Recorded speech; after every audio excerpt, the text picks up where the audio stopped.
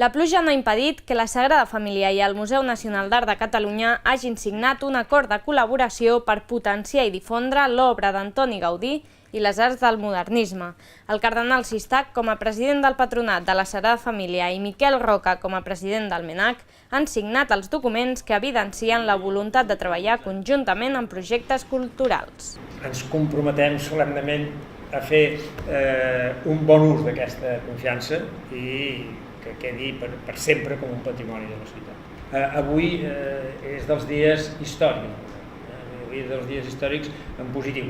Avui el Museu Nacional és més nacional que ahir. Avui és més nacional que ahir, és més ple, representa més el patrimoni i representa una cosa que lliga claríssimament en com aquests que tenen el romànic canvien amb Gaudí. Són les arrels de la civilització.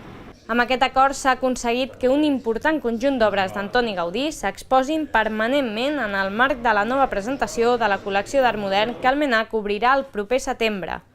A més, l'acord preveu que un conjunt d'obres de la Casa Museu Gaudí siguin restaurades per equips del Museu Nacional amb la finalitat d'exposar-les en un futur al jardí de la Casa Museu Gaudí, situada al Parc Güell. Confiem plenament. L'hem firmat amb una gran tranquil·litat d'esperit. Per diverses raons. La primera raó és perquè coneixem el president del Museu de Tronac i sabem que és una persona de paraula.